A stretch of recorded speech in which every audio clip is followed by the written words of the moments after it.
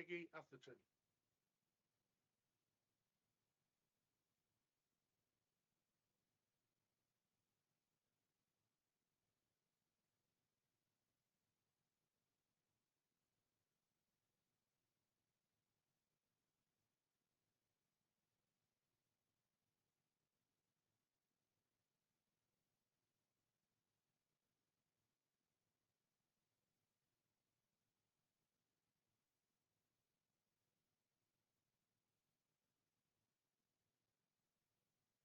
Good evening and welcome to the meeting of Melton Borough Council.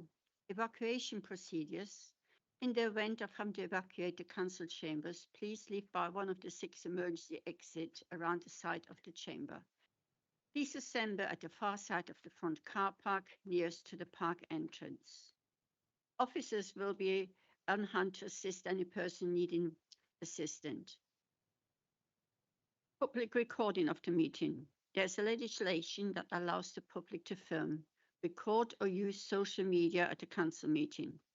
This must not disrupt the good order of the meeting, nor include any filming or recording of the public seating area. Please switch all mobile phones to silent. Microphones. Officers and councillors are reminded to use the microphones when speaking for the benefit of all present. Electronic voting. Tonight we will be using an electronic voting system. This means the votes will be carried out via the microphone handset. When voting takes place, you will be given 3 options: yes, abstain, and no. And there will be 3 buttons flashing beneath the option. When the voting is open, please select the responding button in order to register your vote. Reverend Dr. Mary Barr will offer now her prayers. Thank you and good evening, everyone. As it happens, I'm going straight from here across to St Mary's Church for a meeting of our parochial church council for our team parish. And on the agenda of the meeting there, as here, there are some difficult items, things on which we're going to have to make formal votes, things which generate strong feelings and stressful emotions. Of course, we're in November, this month of remembrance, and especially as we approach Remembrance Sunday and then Armistice Day on Tuesday, let's keep at the forefront of our decision making the things that make for peace in all our communities. And so a prayer. Lord God, thank you for all that is good in the life of our town of Melton Mowbray and the surrounding villages. As the Borough Council meets this evening, we pray that all discussions and decisions will be for the common good of our communities. We pray for careful and attentive listening, for wise and thoughtful speaking, and for a generous spirit, especially between members who hold different views on difficult subjects. We pray for harmony and goodwill in all our communities and in our nation. And we also long for peace in those parts of the world where violent conflict causes such great suffering. Please help each of us to play whatever part we can in promoting the welfare of all creation. And this we pray in the name of your Son, Jesus Christ. Amen. Thank you very much. Right, agenda item number 1, apologies for absences. Apologies for absence have received from Councillor Chubb, Holmes and Pritchard. Can any member wishing to give apologise for another member indicate they wish to do so by raising their hand? I'll give apologies, please, for Richard Sharp, Councillor Sharp. As noted, thank you. I can therefore confirm that we have 24 members present and 4 absences have been noted. Item number 2, to confirm the minutes of the council meeting held on the 18th of September 2025. I propose the minutes are moved. Do I have a proposer? Thank you. Do I have a seconder? Happy to second. Thank you. Do any member wish to make any comments regarding the accuracy of the meeting?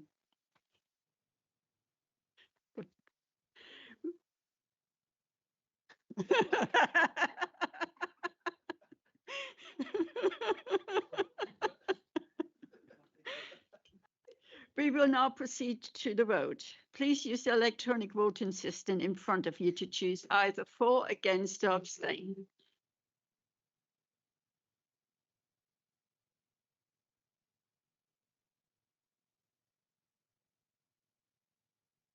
I have nothing coming up on. Are you going for? I'll go, yes, yes. The outcome is 24 for accepting the meeting minutes. Item number 3, the declaration of interest. If any member would like to indicate that they have an interest to declare, would they please do so by raising their hand? Councillor Olsen. Thank you, Madam Mayor. I'd like to declare a personal pecuniary disclosable interest in item 10 on the agenda, and I will leave the room. Thank you. So noted.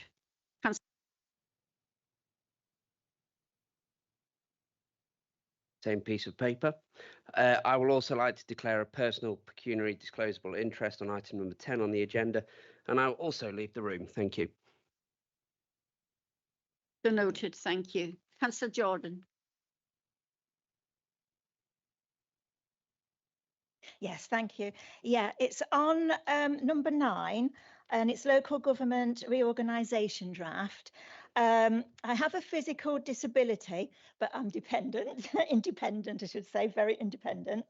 And I also have, I'm also a council tenant, council flat tenant, but I've been advised that I can stop in for both and participate.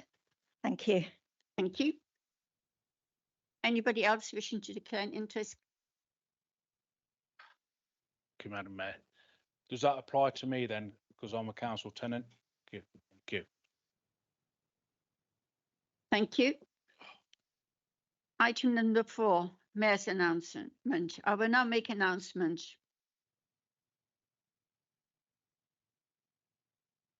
So, since the last meeting, I've had 24 engagements, and they varied from judging rams, which I knew very little about, to giving a speech at Loughborough College for the higher graduation.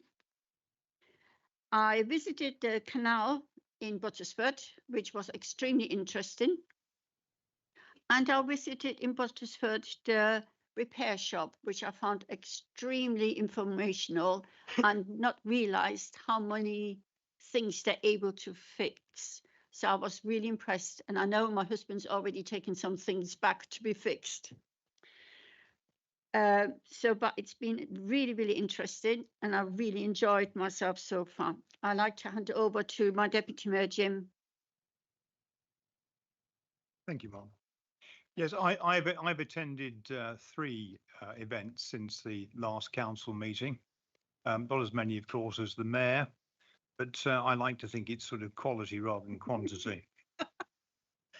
19th of September, I went to Blaby for the Chairman's at Home event, which was very well run. It was a jazz evening. A lot of people from the local government area were there. And I must say, it's really very interesting to discuss things with them, because you pick up an awful lot simply by talking to people, apart from obviously making contacts that are useful for furthering the interest of the area. 20th of September, I went to Leicester Cathedral, where they had a Thanksgiving for some work that had been done. And on the 11th of October, I went to Ashfordby to Captain's Close. There's a school there. And they had a very effective set of displays representing the local businesses. And they had a lot of events for people to go to. And in fact, my wife and I spent over 3 hours there. And I have to say, when I first walked through the door, I wasn't anticipating being there for 3 hours. And I was genuinely surprised when we decided it was time to move on and we realised how long we had been there. It was very well organised, very impressive. So only 3 events, but as I say, I like to think that the quality spoke volumes. Thank you. Thank you, Jim. Before I hand over to our leader for his announcement, I'd like to remind people we have Remembrance Service on Sunday, and I look forward to see as many as possible for you there at the service. Councillor Allnutt, are you ready to give your announcement? Thank you, Madam Mayor. And I must admit, when I walked in the door this evening, I wasn't expecting to be here for 3 hours, perhaps 2. You never know. Can I first welcome Councillor Carter back from his recent indisposition and extend our warm and heartfelt wishes to Councillor Don Pritchett in his current indisposition. May I also take this opportunity to wish Councillor Joe Orson a very happy birthday for today. I hope you're not going to be painting the town red later, perhaps blue. Madam Mayor, may I join you to acknowledge this important date in our civic and national calendar, which is Remembrance Sunday, and thank our friends at the Royal British Legion for their work throughout the year. Parkside will be lit up again next week, and we are flying their special Lest We Forget flag alongside the Union flag and the United Nations flag as we honour past sacrifices and hopes for the future. And as we do so in Melton, we remember also the families of our comrades from Poland and Afghanistan, to mention just 2 groups from among a great spectrum of faith, belief, ethnicity and culture who have stood shoulder to shoulder in defence of these islands against the enemy at the gate. Madam Mayor, war and peace throws up the most extraordinary courage of ordinary people, and some of our residents use the train service through Peterborough. So it is also appropriate, I think, this evening to acknowledge the railway workers, in particular the bravery of Samir Setouni and the calmness of Andrew Johnson in recent days. Madam Mayor, I look forward to a meeting at the new principal of Brooksby College, James Fryer, soon, and also the replacement Deputy Police and Crime Commissioner, whoever that may be. The Chief Executive of Leicestershire County Council, Mr. Johnny, or was it John? Sorry, I can't in writing. Sinnott retires shortly, so I take this opportunity to wish him well in his retirement. No doubt he's looking forward to it, as many of us do. Retirement, that is. Madam Mayor, as you know, there has been a long-standing desire to secure a second GP practice in Melton, and we have been working with the ICB for some time to explore options for how this might be delivered. Most recently, we were assessing whether it is practically feasible and financially viable to incorporate the new surgery into Parkside or Phoenix House buildings. But as I have previously reported, there is a funding shortfall of circa £2 million for the NHS, which this council cannot subsidise. I have previously lobbied the Secretary of State to assist with this shortfall, but no additional funding has yet been forthcoming. And I'm very grateful to our MP, Edward Arger, for his active support on this topic. As highlighted recently, the ICB has confirmed they are no longer pursuing the co-location option, or indeed any option, for another 2 years. And as a consequence, we brought forward revised plans for our own asset development programme this October. We will, of course, continue to work with the ICB on securing alternative sites for the second GP surgery, and the Chief Executive and I are due to meet with their Chief Executive shortly to discuss this further. I will, of course, update members as appropriate. Madam Mayor, we have a very busy agenda this evening, so I will defer any other announcements to members' emails, bulletins and public media statements. Thank you. Thank you very much. Item number 6, public question. One public question has been received. The question is from Kelly Davies. Madam For Mayor, the leader. can I say something on that, please, if you don't mind? Yeah, I've got a query about this. I've mentioned this to the monitoring officer. So, Is the person who's put this question in, going to be here tonight. If not, I don't agree. This question should be read out. She's putting questions in and she never turns up to read the questions out. So I don't agree with it. The Constitution allows members of the public to send in their questions without being present. So it's down to the mayor to read the questions out. They don't have to be here in person for it to be to say. So the question is from Kelly Davis for the leader of the council, and she's asked whether it can be read out as she will not be here. The question is, in the public consultation meeting about the Melton Theatre, which took place on the 14th of October, Loughborough College stated that the MBC put in an offer for the theatre which did not safeguard the college or its students. The Melton Times was reported since then that the offer was for £1. Can the council clarify just what this offer entails and whether they are willing to adjust this offer to ensure the theatre and the library stay in Melton? Are we sure this is £1? I now ask the leader, Councillor Almond, for a response, please. Thank you, Kelly, and I trust that you're looking on YouTube, even though you're not here. Thank you once again for an interesting and important question. A theatre is not just a building, it is a living embodiment of our social and cultural heritage, which provides opportunities for career pathways, creative endeavours and just fun. I believe that I have essentially answered your question at the public meeting on the 27th, but I'm grateful for the opportunity to put the record straight. As you are aware, I was elected to Melton Borough Council in May 2023. At the end of 2022, the second attempt to obtain Levelling Up Fund grants for Melton received the thumbs up. This scheme was very much championed by our former MP Alicia Cairns and my predecessor Joe Orson, then leader of the council. Under the scheme, Rutland County Council, Melton Borough Council and Brooksby Melton College were awarded a large capital grant for 5 separate projects, of which the smallest was a nearly £2 million award for the college's college theatre capital programme. Under the regulations, Rutland County Council is the accountable body and applies to government for stage payments of the grant. In turn, Melton Council is paid by Rutland, and in our turn, we pass money on to the college. On taking office in May-June 2023, I was required to sign various documents, including a contract with Rutland on behalf of Melton, and I also had to ask the college to sign a similar contract so we could passport money to them. The college did not wish to sign up at that stage, and later in the year, the reason for this became apparent. As you probably remember, the college had financial problems and was placed under the supervision of the Further Education Commissioners. Melton Borough Council have a legal responsibility for the LUF programme here, and we therefore met with the college officers and the FE commissioners.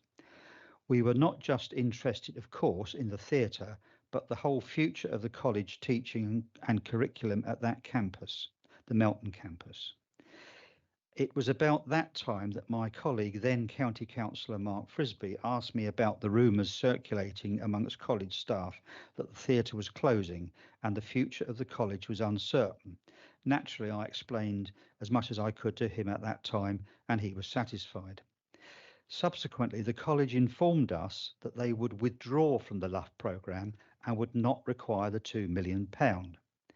We continued to engage with both the college and the FE commissioners on the general future of the college and its Melton site, as we do now. But my immediate concern was to secure the £2 million for Melton, retain the funding and an ability to support cultural space in our town. We quickly secured the agreement of our partners, Rutland County Council, and permission from the government. At the time, the only viable option was to incorporate a cultural space within the new LUF development at the bottom end of the cattle market site. So we have been and will continue to develop this plan in order to retain some form of cultural and public performing arts venue. However, Our preference has always also been for the theatre to continue. This is why we explored the potential that NBC pay a peppercorn sum of £1 to take on the liability, and it's a very large liability, of the theatre building, and in so doing make the best use of the £2 million to help refurbish and repair the theatre, alongside any wider development that may be necessary. But we also recognise that more would be needed. The previous college management, in line with the direction from the FE Commissioner, declined this proposal because they required a large capital payment of several millions just for the site, and frankly were looking to close the whole campus. It should be understood that in addition to the very large capital expenditure, there would be running costs. Mostly theatres run by councils are subsidised from council tax, but Melton cannot take on this liability as it would impact negatively on other public services we provide. Our intention would have been to look for either a full commercial or a community and commercial setup who would run the operation for us. But with the college's decision, we did not get that far. It's interesting to note that in parallel with these discussions above, there was another interesting idea circulating at the time. A local charity wished to explore the possibility of using other parts of the college campus for post-16 special educational needs. They wished to contribute their own resources. Currently, supporting SEN pre and post-16 is an enormous drain on Leicestershire County Council budgets, as indeed it is everywhere. And this includes a lot of travelling costs. My personal view at the time is that performing arts can provide opportunities, inspiration and dignity for this particular age group, and the synergy of the two concepts was, in my view, a complete no-brainer. So I was disappointed that the Leicestershire County Council did not even want this council to be in on the discussions. However, if the opportunity arises again, I'm sure that members would be willing to consider it. Moving out of that slight diversion, according to your question, Kelly, the new college management said our offer of £1 for the theatre did not safeguard the college or its students. What this really means is that the college has a large debt and wishes to sell the theatre at a full market value for big bucks to plug the gap. Obviously, £1 will not do that, but as I was suggesting at the meeting, that we would help to reduce their ongoing running cost liability. Melton Council does not have spare cash or borrowing capacity to pay commercial rates, which is what they want. If we did, my guess is that the majority of people in our community would want us to spend it on a GP surgery. But on the bright side, and there is always a bright side, we are in a constructive dialogue with the new college management across several areas of cooperation. These discussions are at an early stage, and whatever the decision the college makes in the coming weeks, this cooperation will continue. My personal ambition remains to retain the theatre if we can, but if that is not possible, to provide an alternative. We have met with locally interested voluntary commercial groups, and of course I receive emails on this subject all the time. We are open to ideas and proposals, and there are also the opportunity for grants from external sources such as lottery funding, but this can take a very long time to bear fruit, and we have to press on with the LUF programme and finish it in the next 2 years. One small point of correction. In your question, you say offer to ensure the theatre and library stay in Melton. On the whole campus, there are in fact 2 libraries. The college's own library room, which of course would go if the college goes, and there's the public library run by the county council, which is separate from the college, and indeed they have it on a peppercorn rate as well. As far as I'm aware, there are no plans to remove it from Melton. I sincerely hope this provides the information that you require and are seeking, but please come back to me with any other questions or indeed your own ideas. Thank you. Thank you. Item number 7, question for members. 2 questions from members have been received. The question and written responses have been tabled, and I will ask the question now if they would like to ask a supplement question. In accordance with the procedure rules, may I remind that questions that are supplementary questions must arise directly from the original question or the reply. The first question was from Councillor Butcher to the Leader of the Council, and it related to the position in relation to development contribution. Councillor Butcher, in relation to the response of your first question, would you like to ask the supplementary question? Thank you.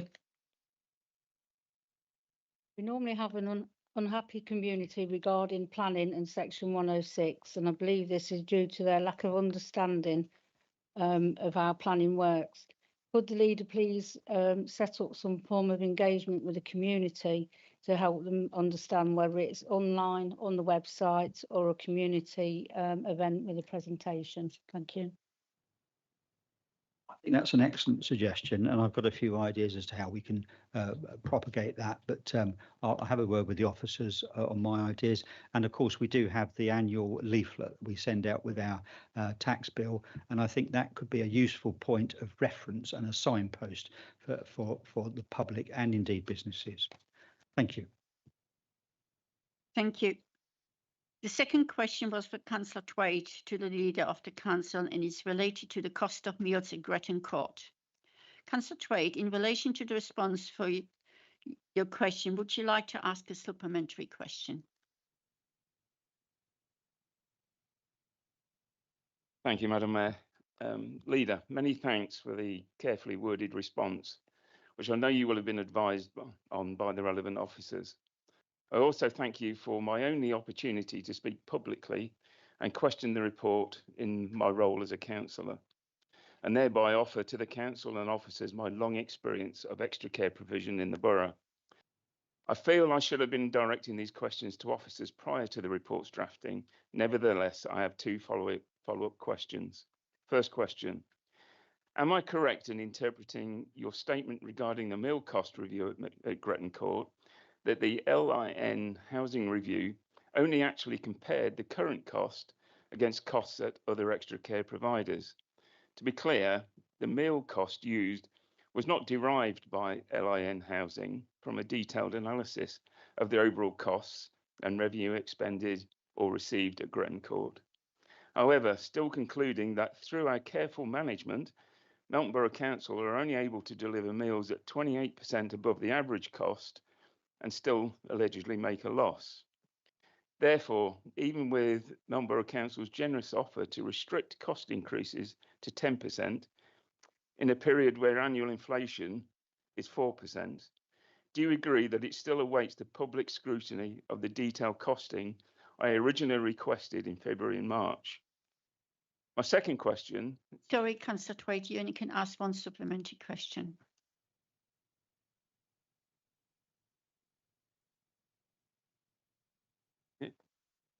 Just a point of order. I'd like the member to be heard if we could suspend standing orders then. I think it's very important, so I'd like to hear the member. This on to Clive. That would have to be formally moved, and then there'd have to be a vote on it. So obviously seconded beforehand. Okay, I will propose, I would like to hear the member.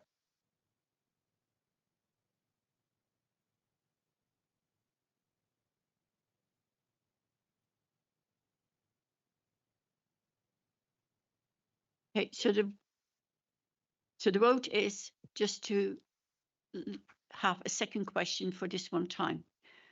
So we go to the vote, please.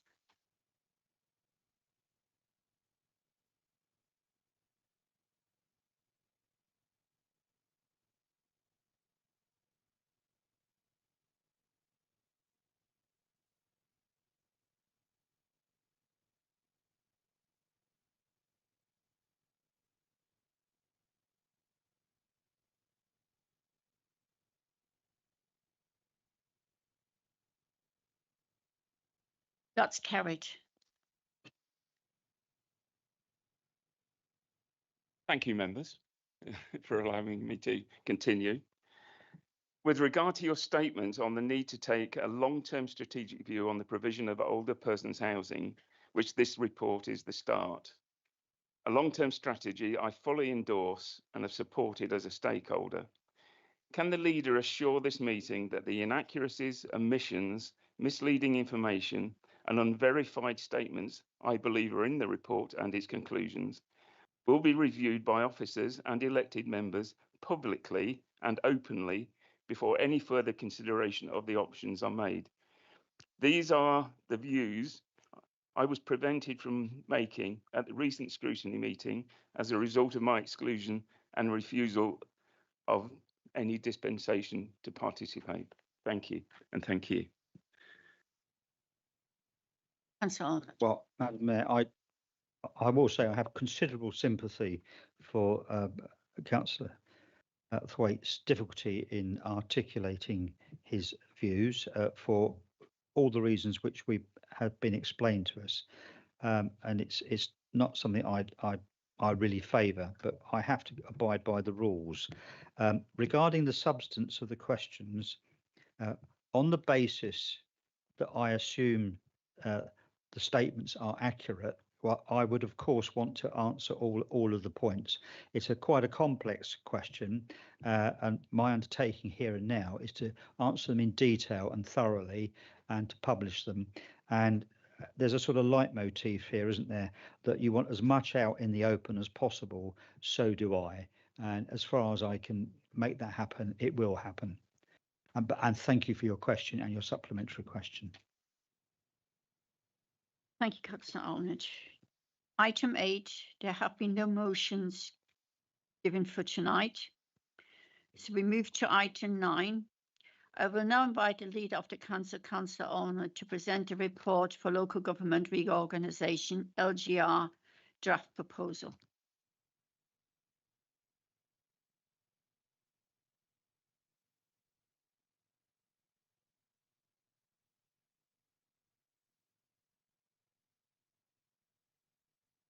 Thank you, Madam Mayor. The report is to note, and I assume at some point we'll be moving that we note it, or not, as the case may be. I was listening to a select committee in which the Minister of State was answering questions about this whole topic, and he was emphasising that this current round of devolution and mostly local government reform is an evolution, not a revolution. And I think anyone who's got half a ha'porth of common sense will understand that this is not a matter of throwing a switch, but of making a very wide-ranging set of preparations for a very profound change, and that this process will ripple on, and that is the evidence from places like Northampton. But the evidence is also that things can achieve some improvements all round. I don't think there's any great moral issues here. It's about what is going to work and what will deliver for our people. In December last year, the government set out an ambitious agenda for change in local government, in fact, the biggest in a generation. And through the devolution white paper, wants to create regional strategic authorities and mayors so they can devolve more powers and funding to communities like ours. Currently, Leicester, Leicestershire and Rutland do not benefit from a devolution agreement and all the money that comes with it. And this is something which has to change, as we are missing out. It's something we've heard repeatedly from local business. And I may say it's something that we've had broad agreement on with the county and with the city. We need this devolution. But alongside devolution, government has also said it wants to simplify local government and remove the remaining 21 two-tier arrangements across the country. And in February, they formally invited the 10 councils in Leicester, Leicestershire and Rutland to develop and submit proposals for reorganisation. Government was keen that we should all work together to develop options and reach a consensus. As districts, we convened a meeting of all 10 councils early in the process to see whether we could all work together. Following what was a constructive first meeting, the County Council unilaterally announced their intention to pursue a single unitary for the whole of Leicestershire. Hardly the act of a partner wanting to cooperate. And sadly, their hostile approach to joint working has continued throughout this process, even with a change of leadership. And with the City Council reserving their own position, the remaining 8 councils, 7 districts and Rutland, on a cross-party basis, have carried on without them and developed a bold and credible proposal for government to now consider. Today, we have an opportunity to review, discuss and debate the detail before we actually submit it. And I know that we will be recording all comments made by members for or against or with reservations, and that will get fed into the discussions with colleagues. Our scrutiny committee and those of the other partner councils have already had an opportunity for a detailed review. Today is the opportunity for wider members to feed in their views as we work towards refining and finalising the proposal, and I do look forward to receiving everyone's comments. As we have built our proposal, that's to say the 8 councils, we have looked at a range of options and considered them against the government's criteria and the government mission objectives. We have considered which options will best unlock devolution and support economic growth while getting the balance right between scale and maintaining connections with local communities. We need to ensure that any new councils are financially sustainable, but this cannot just be about cost cutting. We have to use this as an opportunity to fundamentally change how we deliver services.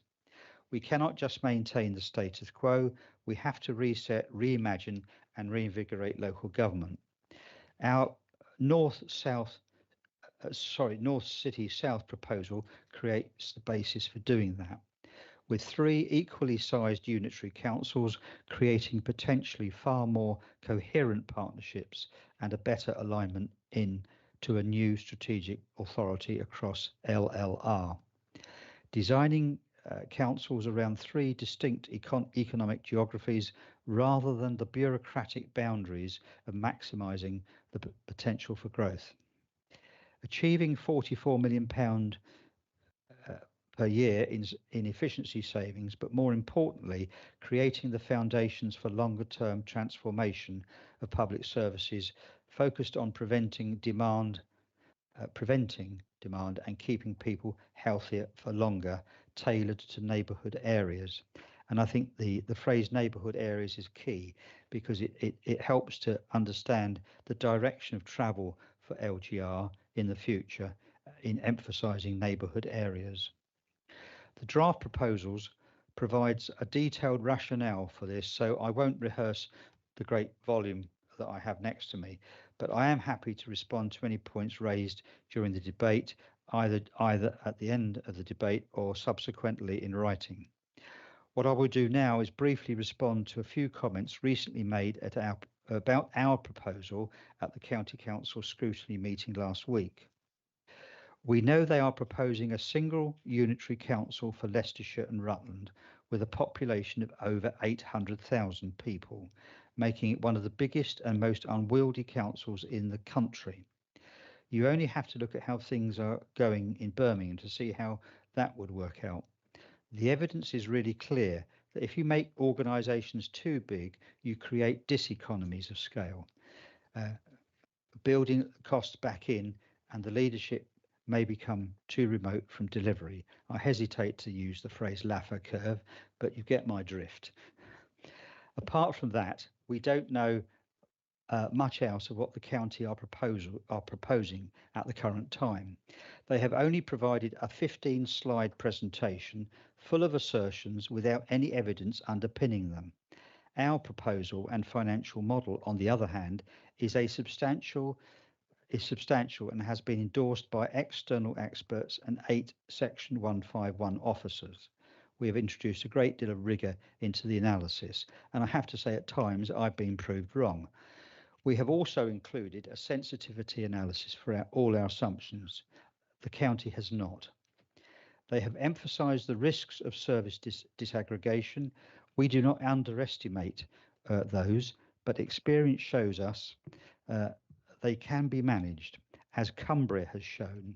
We should also not forget that we have 3 social care authorities in LLR already, and so already have the skills and expertise required locally to lead the change. In its first decision on LGR, and by splitting Surrey County Council into 2, the government has demonstrated that it is willing to accept disaggregation may be necessary and indeed appropriate. In LLR, we believe it is both necessary and appropriate. This cannot be just about moving the county council deck chairs about. They seem fixated on making one-off efficiency savings and are projecting savings similar to ours. But in reality, these savings are marginal in the context of what is required and they represent less than 2% of the total cost of local government in LLR currently. If that is all they are proposing, they are nowhere near creating a sustainable councils for the future. Our proposal will undoubtedly create economies of scale and efficiency savings, but then crucially, our model sets out 10 years financial sustainability plan based on clear evidence that investing in prevention in neighbourhood areas and keeping people healthier for longer actually works.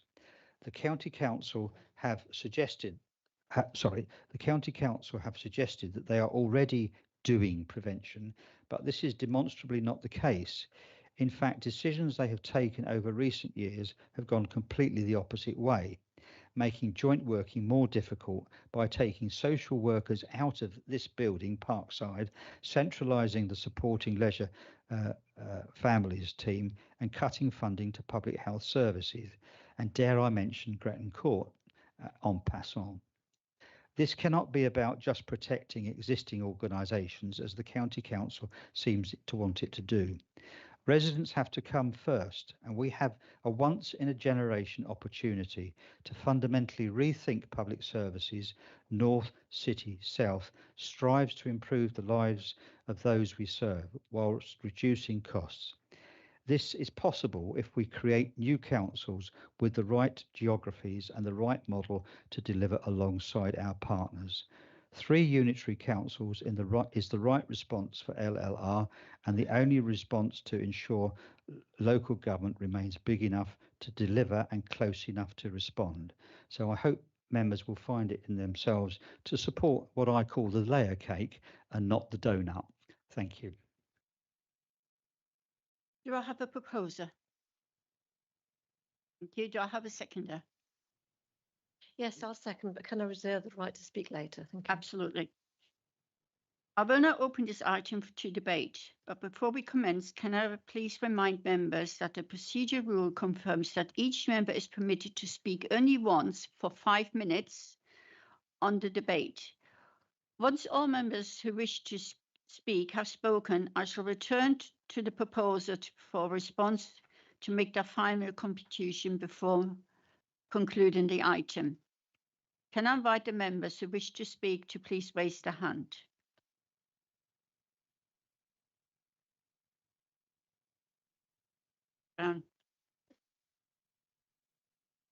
Thank you, Madam Mayor.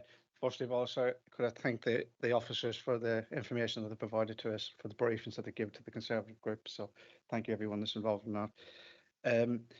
Okay, this is a difficult one for us, but this is going to be our position at the moment, and that may change as time goes on. The current Labour government has set out the process of reorganising local government in England. As already discussed, Melton Borough Council will be abolished and replaced by unitary in one form or another. It is only recently that the Conservative group has been able to read and review the district proposals in any detail. It is, however, frustrating that the city, county and districts could not work together, echoing what the leader has said. We have 3 different processes being undertaken by 3 different groups, which does not exactly set the stall out in relation to promoting efficiency or value for money. None of the bids are clear to date in any real detail. although this one has probably got more detail than any of the others at this stage, of what the future will look like and what money will be saved or released to improve services, other than assumptions, but that's to be expected in such a process. Our view is that our view in the Conservative group is that whatever decision made by the government that enables enhanced services and joined up working across the county and the city. With any new unitary, it is key that our most vulnerable are protected. The largest role of any unitary is to safeguard, protect and look after the children who live in the area. With this comes significant legal responsibility for both officers and politicians. We currently have, whether we agree with it or not, a well-run children's education service at Leicester County Council, and I would urge whatever model is chosen, that great care is taken in creating any new services. Then we have adult social care, with services to not only keep older people safe and living independently in their own homes and oversee care home services with the CQC, but look after those with learning disabilities and severe mental health. Again, I urge caution and thought is used redesigning any new services. LCC again do provide decent services in these areas to our county residents, and I've seen that with an elderly friend that I'm working with at the moment. The service is absolutely excellent with the re-ablement team. Within the document, there's discussion about stock-owned homes, council homes, and the growing of stock by over 1,000 units. I would like to see the option, and so would the group, of a stock transfer option to a registered social landlord. Under unitary council status, as the leader will know, any new organisation as a unitary will need to work with registered social landlords around supported living care homes, and an upper tier authority cannot be the landlord as well as support provider to those individuals. I have raised that with officers and that has been noted. There is also the possible opportunity in any registered social landlord realising more capital to invest in council homes. And we know nationally, and the government have recognised this recently with the regulatory reforms, that local authority home standards are much poorer than registered social landlords. In relation to planning, we would like to see the model that Leicester County Council has put forward of the local planning committees in the local areas, and I'm sure that will be listened to and taken on board. Not necessarily agreeing with everything that the County Council say, but we like that particular part of their model. And to ensure that local people are represented, especially our rural communities, ensuring as much as possible that rural heritage and character are maintained. There's great talk of the model being presented tonight being the best for local people due to it being smaller. If local means over 1 hour from Uppingham to Ashby, that's 40 miles. It's not really local, but it is a model and it could work. But just wanted to put that on the table. The government agenda, it has a political basis, and we all know that, and that's fair enough.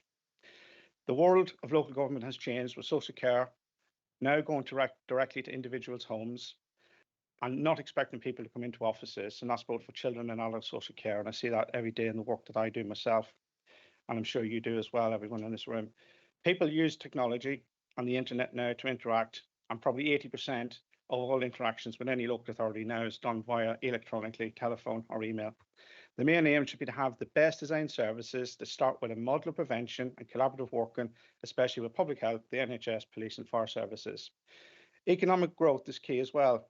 Melton needs not to be a void across the region in this particular case or a wider case, and ensure that we do not subconsciously get sucked into a north area that is overpowered by Northwest Leicestershire and Charnwood, who've got higher skilled jobs than what we do. And that would be the same for any of the other models as well. There needs to be a whole county and city approach with links to our neighbours in Nottingham, Derby and Northampton. Consultants and officers advising on whatever model being put forward often won't be living in the areas affected, and I urge everyone having an open mind, whatever model of the three is put forward. Finally, in all reality, the three bids that go forward, some with some detail, some with lacking detail. What it's about is all of us doing our best, whether it be politicians or officers, to make sure our community gets the best deal for them. The debate tonight is only a small factor, and as we have seen in the Surrey recently, the government are the only ones really with a say. I will make up my mind fully, as will our group, when we all see the detail in all of the bids, and not what people best feel presents their case for them personally. However, it is a model being put forward and we have to listen to it. Different models with different methodology, but coming up with the exact same savings is a little bit coincidental, if I do say so. But anyhow, that's just being facetious. Let's hope in the end, whatever structure is agreed, our residents benefit, and hopefully it should not be at the cost, especially a council tax rise. Thank you. Anybody else wishing to speak? Councillor Higgins. Well, I think there was two very good points of view. And Art Laffer is selling a book at the moment if you want to buy it. But you can also, if you don't want to go for him, go for Abid Khaldoon, who's the who talks about economics and taxes. However, Chair, any reorganisation of local government must bring decision making closer to the communities it affects, not further away. And residents across the Melton Borough have already seen what happens when decisions are taken too far from local reality. Take education, for example, in this area. It still casts a dark shadow on our local plan and all the impacts that it has on children today. 2011, Leicestershire County Council closed King Edward VII Upper School, sold off and the land, and yet now developers are being asked to pay for developer contributions for education because there isn't enough school capacity. That failure sits squarely on the County Council's historical decisions of those, and our young people are the ones paying the price, and the future generations of those having to pay Section 106, the roof tax, on the houses that are being built now. At the same time, we struggle to secure contributions for other vital infrastructure, like the much needed second GP surgery, which all of us united to try and achieve, and improvements to local transport and drainage. The whole flooding matter that happened in this county last year, people from the county council would not meet the public. Now that is too far remote. Now other people did meet the public, and I welcomed all those people who did do that because people were angry and upset. That's why we've got to be there. All of us who represent our local communities, we love them. We're part of them. We know who they are, and we know what they would like to achieve because they pick up the phone, they knock on our doors. I do believe that a unitary authority needs to come in. However, we can't keep reorganising structures without fixing the funding and accountability. If decision making moves further away to a larger combined authority or regional body or far away mayor, we lose what little control that remains. So my plea tonight is very simple. Let's insist that any future governance model does this, keeps real power and budget responsibility locally as possible. Demand transparency and public consultation before any decisions are taken. However, as I said to my colleague Jim Mason the other day, I think we're all in a boat with no sail or paddle, and the government will decide all this. Ensure the funding reform comes before reorganisation, and it's not all about economies of scale and everybody all mixing our local government has no money. We all know that, and it's all very difficult. We all know the difficult decisions we have to take, and it's the officers here have to take, and even at the county council and other district councils. Otherwise, communities like ours are left picking up the pieces of others' mistakes. We'll see a lot more lost schools and lost services and fewer reasons for residents to believe in government and local government at any level, that if it does not understand or represent them. And I like the idea of regional planning groups as well. And I think that has to happen regardless of how these councils merge. One thing I will say, and we have Labour colleagues here as well, the Labour government, I think, have done this to remove a lot of rural and maybe more conservative leaning councillors away from their area because there'll be less foot soldiers for their political opponents. That all said, I think this is a huge knee-jerk reaction. We're going to rush through it all, and people, if we're not careful, are going to be left behind. But I don't blame anybody else other than I think that's from Whitehall, and Whitehall I think wants throughout England and probably the United Kingdom decision making taken by a few people and less resistance, because I think it wants to streamline decision making. Now if we're all going to have managerial style government, then we might, well, thank you, Margaret. We might as well have a dictatorship. And I'm sorry, then the Chinese model may work. But I don't think that's what anyone advocates. Now, let's keep local decision making as local as possible. Thank you, Chair, and thank you, colleagues. Councillor Evans. Thank you, Madam Mayor.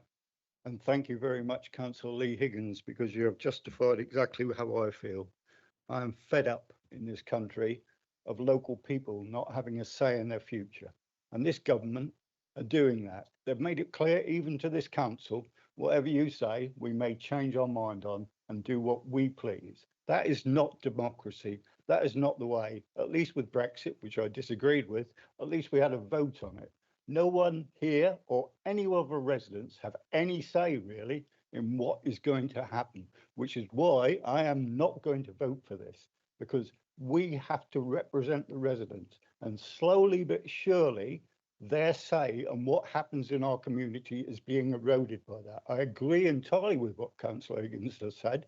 The most efficient form of government is dictatorship.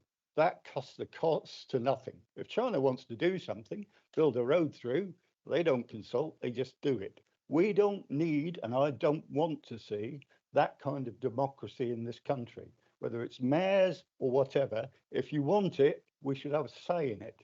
And this government, by saying you have no say to this population, I don't see anybody here who should be voting for that.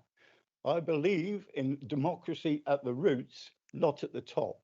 The further it goes to the top, as we've seen recently, the worse it gets. We should be saying here, and I believe that the Borough Council should be saying, no, we like it as it is. You prove to us that our residents want something different. I have seen no one saying they want unitary authority. The only justification was, and then they had to change the model, it will save money. Suddenly, they looked at the facts, the press got hold of it, and they realised even in the next 10 years, it would only just break even at best. And these are models.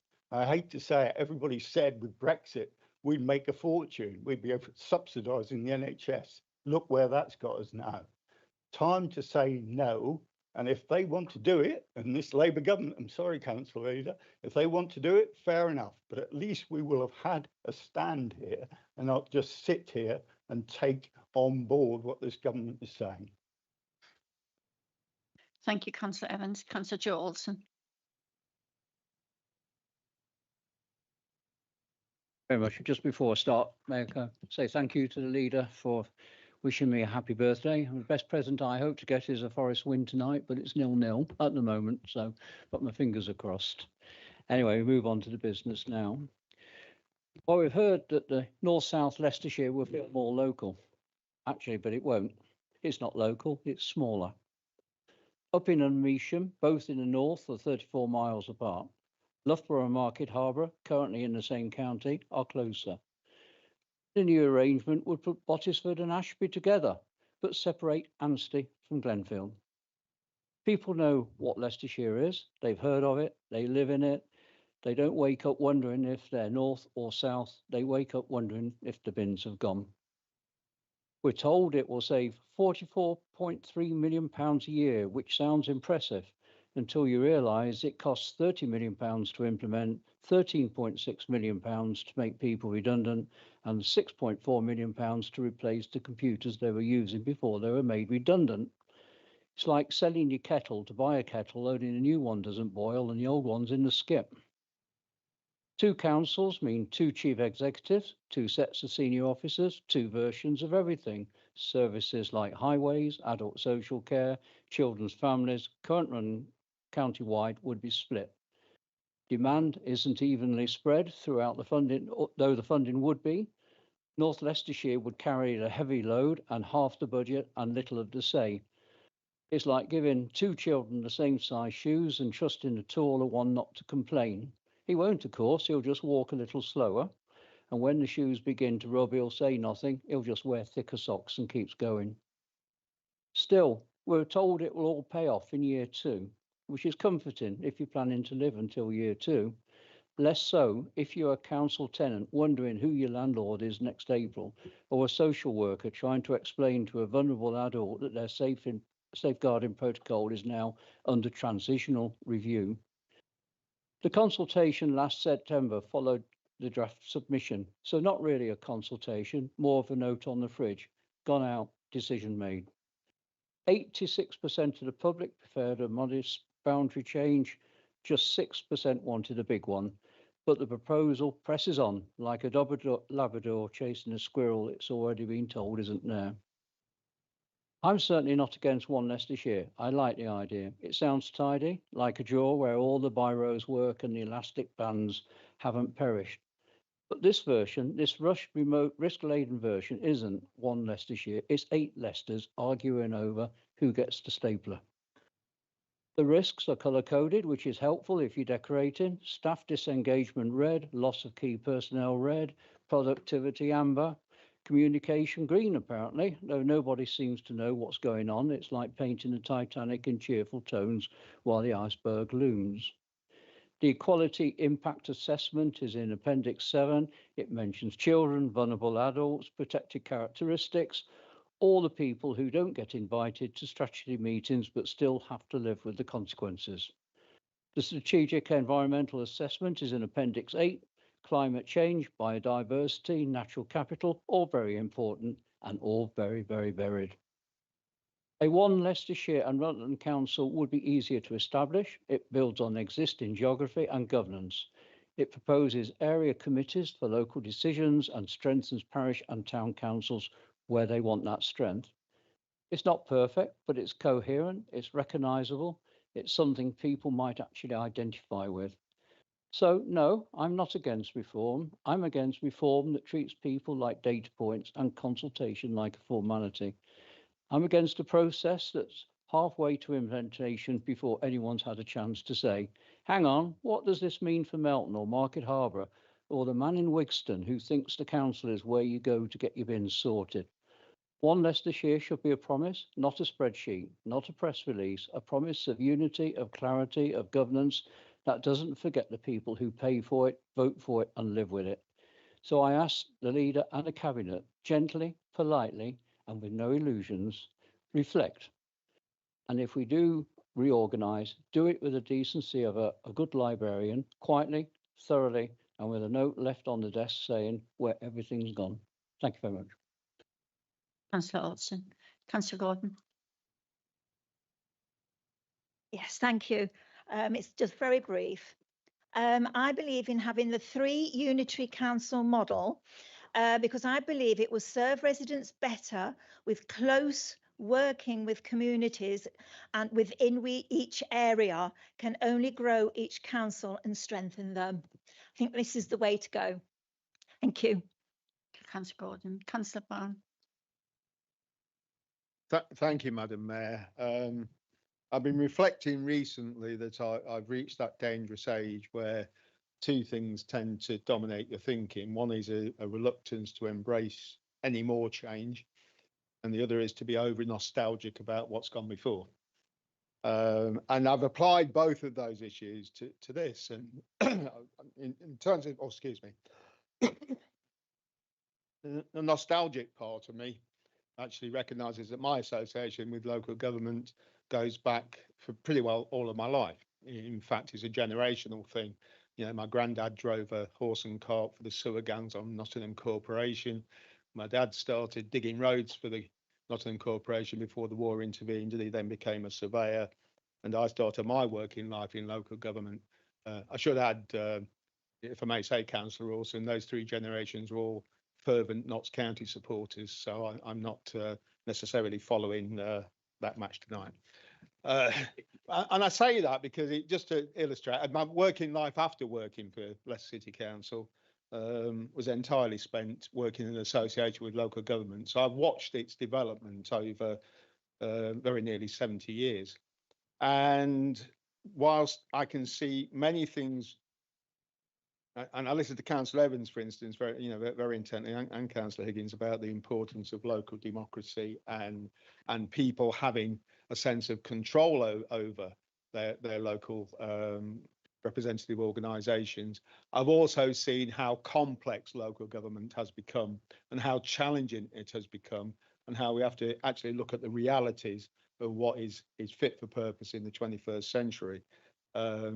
My first job ever sitting at a desk in a council office was being handed a big ledger of it had about 5,000 council properties in, and the list of those addresses that had to have 9p a week added to the rent because they had an inside toilet installed. Things are a little bit more complex in the modern world, and we have to be realistic about what we need in terms of structures going forward. So I do support two things. Firstly, I support the proposal coming from government that we need to actually move on from the patchwork of local authorities we currently have, and the establishment of more coherent unitary authorities. I also agree that those unitary authorities, and echoing what the council leader said, whilst creating economies of scale and more harmony in the delivery of services that are interrelated. We mentioned housing, children's care, education. I was a school governor where we were finding ourselves having to bob between the different agencies around the support of our children, and could not actually get all of them in one room. So I think there's a lot of logic towards bringing those services under one umbrella.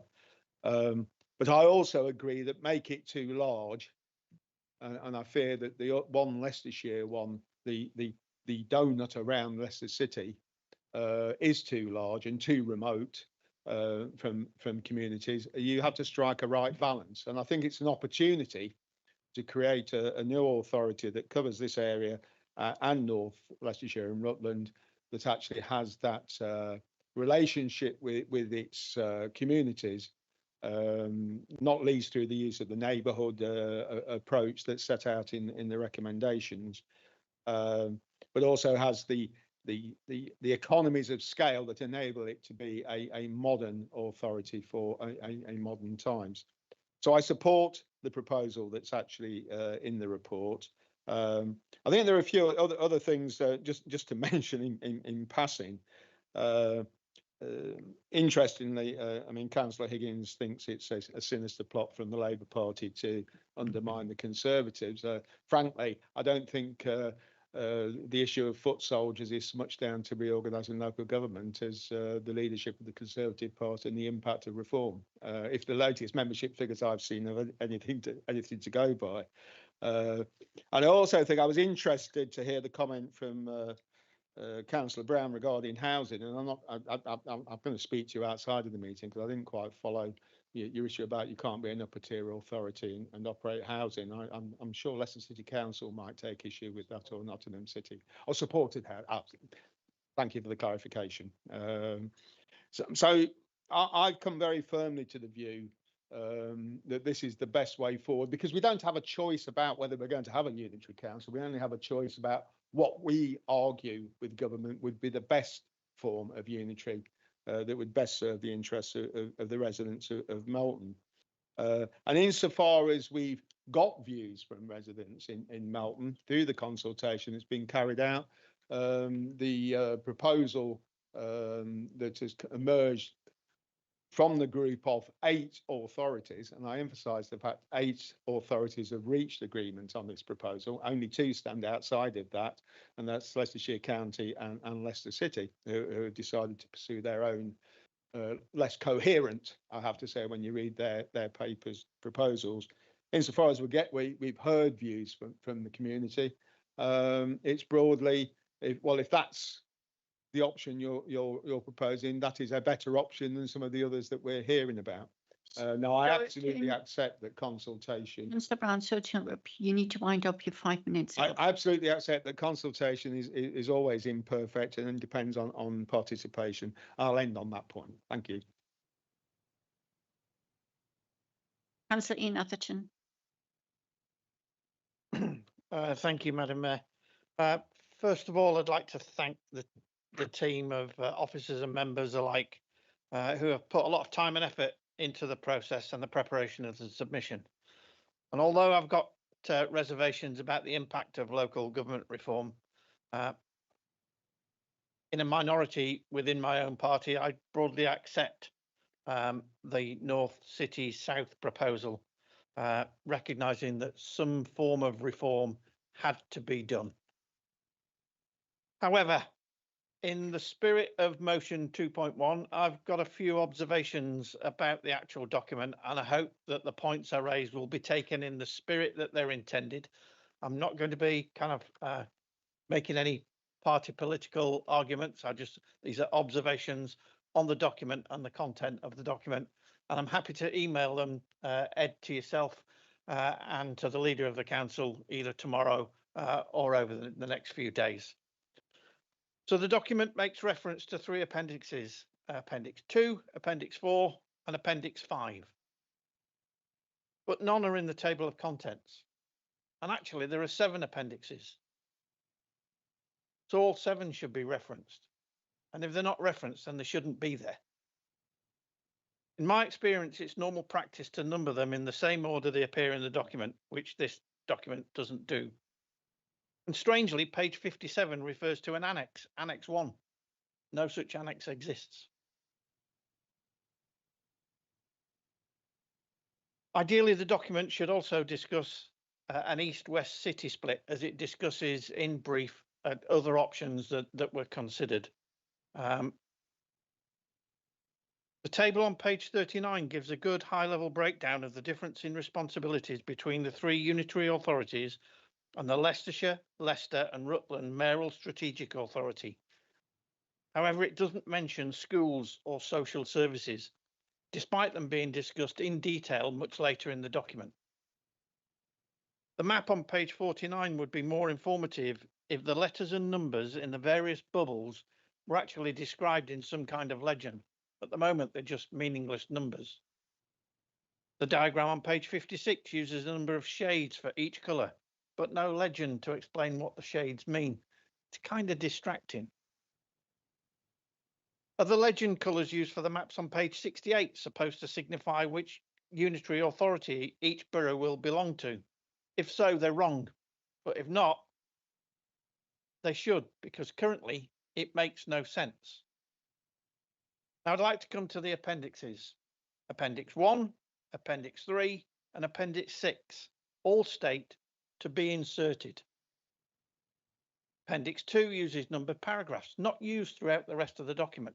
So we've got they use a different font and font size as well. There's a consistency thing, a presentation issue with that. In order to look professional, in order to the reviewers, the document needs to be consistent throughout, please.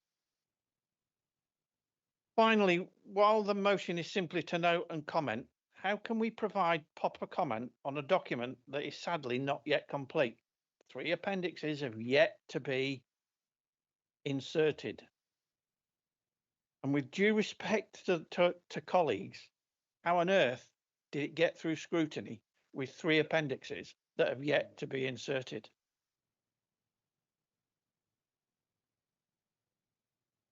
Thank you, Councillor Atherton. Anybody else wishing to speak?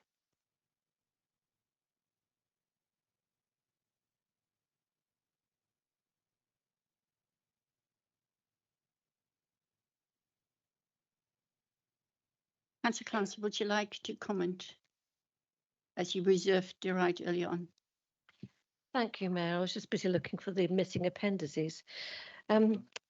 Right, the North City South is a vision big enough to deliver, yet close enough to respond, putting people and places at the very heart of future council structures.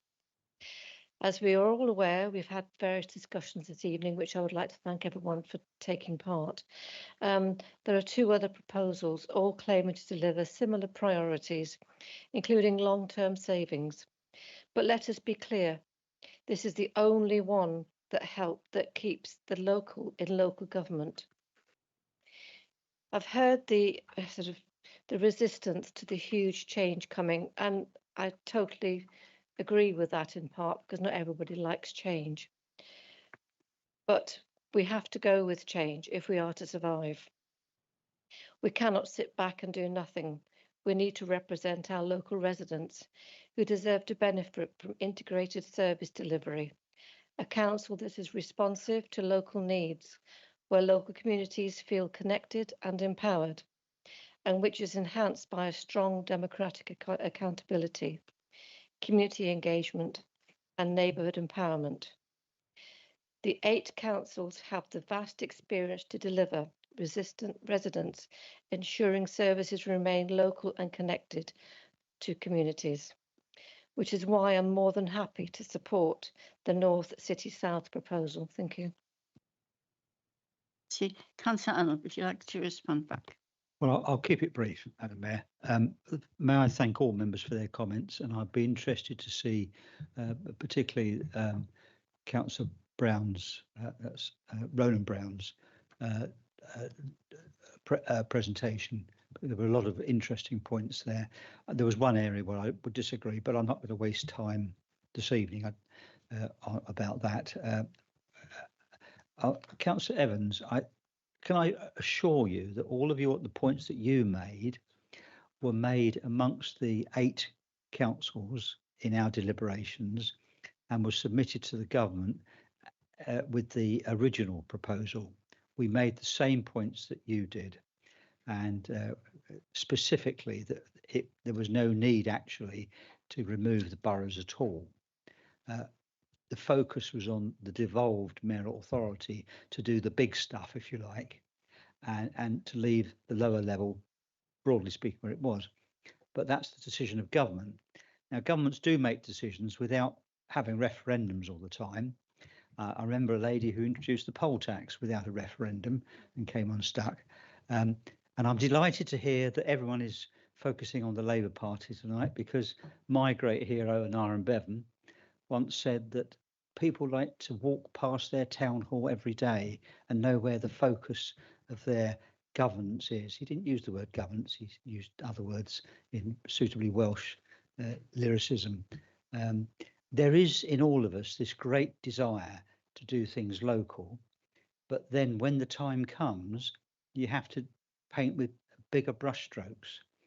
If we had had planning applications for airfields in 1939, we might not have won the Battle of Britain, frankly. You've got to have there's a time for big and there's a time for small. And I said at the beginning that we've been assured that we're on a process here. And I think there's a big element to unwrap yet. And I think our job is only just beginning. This isn't the end, it's the beginning of a bigger process to ensure that there's greater localism within this umbrella. Now, you may think that the particular proposition is too big an umbrella, but I can tell you the donut is an even bigger umbrella. I think that's the problem we face. There will be a judgment to be made, so I will look forward to all of the comments as recorded, and you have my assurance that they will go forward, because the gang of 8 will meet again, and I'm certain that similar comments will have been made in other places. So we will see what happens next year. But I really am desperate to get this mayoral authority up and running, because if we don't get this up and running, we're going to lose out big time cash wise and in terms of devolved powers from Whitehall, which is what we all want, I think. Thank you, Madam Mayor. Thank you. Just to confirm, the recommendation is to note and to provide views and feedback, and I confirm that this report has been noted by the council, and Councillor Arnold has a record of the views and the feedback given. We now move to item 10.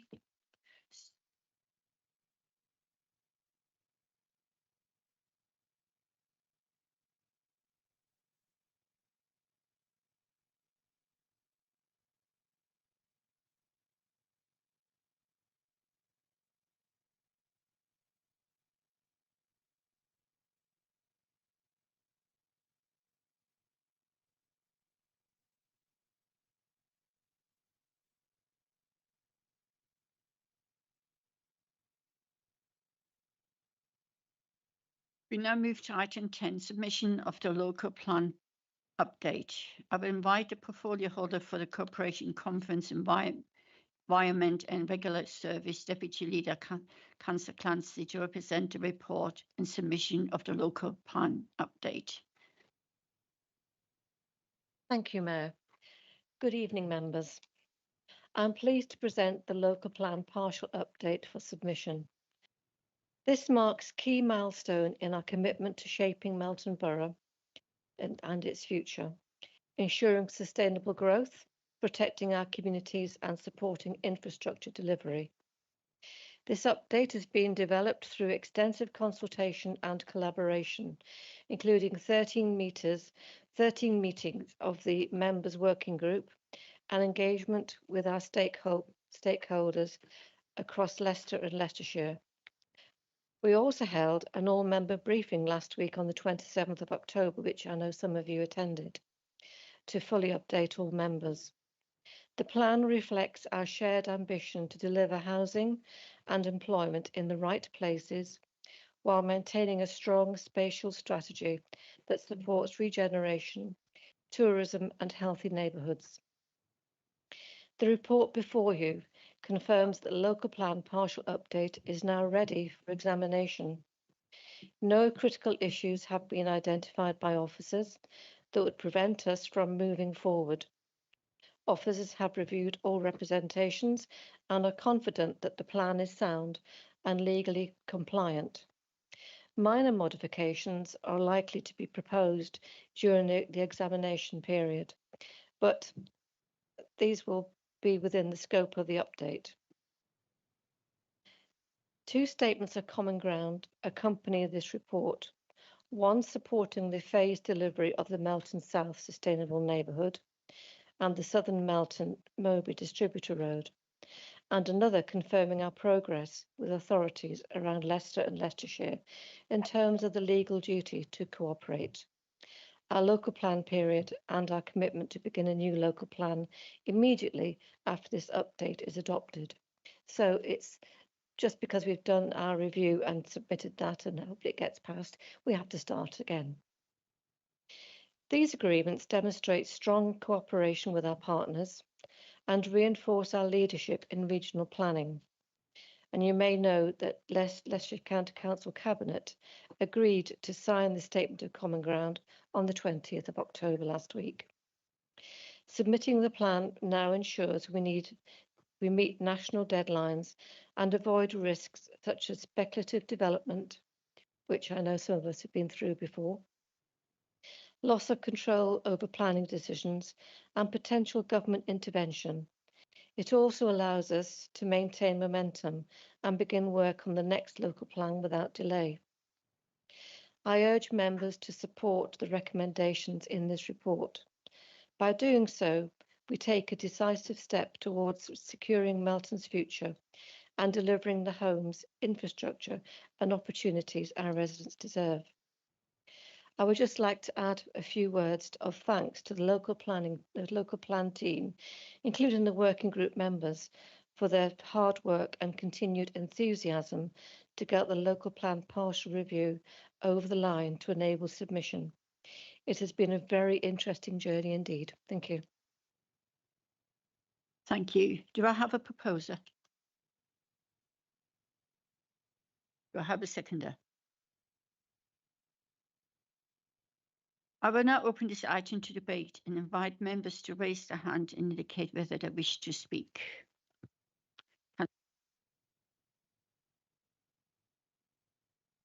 Okay. Once again, following from Councillor Clancy, thanks to the officers for the hard work they put into this, and obviously the councillors that have been involved in it, and obviously you yourself have been obviously leading it, so well done. Obviously we've had our spokesman, Councillor Pritchett, isn't here tonight, but Councillor Childs is going to read out a few words from Dawn, etc. in appropriate time.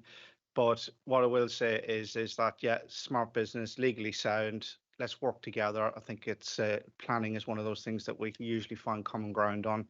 We will continue to do so. And we will, I think, all be united in this room around fighting for greater infrastructure when we have to write a new plan and hopefully get some services for the local people of Melton Mowbray and the wider borough, especially the rural areas as well. So without saying any more, that's basically the position from our side, and we'll be fully supporting you tonight. Okay, thank you. Councillor Charles. Thank you, Madam Mayor. A health issue prevents Councillor Pritchett from attending tonight, and he has asked me to read out this statement on his behalf. The Regulation 19 submission at Chapter 6 on Melton's economy states 5 preferred sites for industrial and related use, totaling 42.45 hectares. For planning applications on non-allocated sites, the draft local plan at page 72 states proposals for employment development on non-allocated sites will be considered against the above criteria if it becomes evident that employment need will not be met by the allocations or reflecting a significant change in economic circumstances, or if the proposal is in a rural area and complies with policy EC2. In both cases, the above policy criteria should be met. It is considered this wording points to very much precluding any non-allocated sites being developed, for example, elsewhere in the Melton area and Bottisford. Councillor Pritchett acknowledges the support of his fellow Bottisford councillor, Councillor Mason, in securing a proposed amendment to this paragraph, removing the restriction that is included on page 11 of the recent document of proposed amendments to be submitted to the planning inspector, which was emailed to all councillors on the 29th of October. Councillors will receive a comprehensive email on employment policies when he is fit again. Thank you. That's right. Anybody else wishing to speak?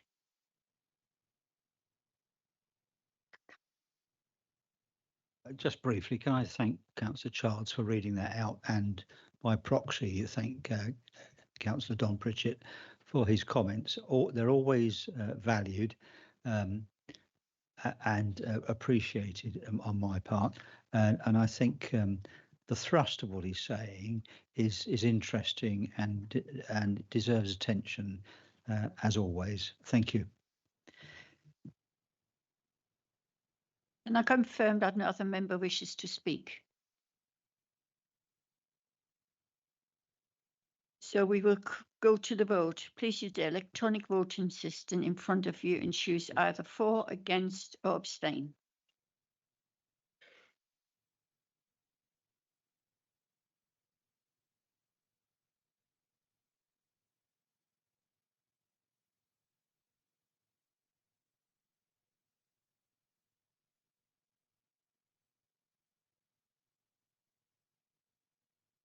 I can confirm that the motion has been carried.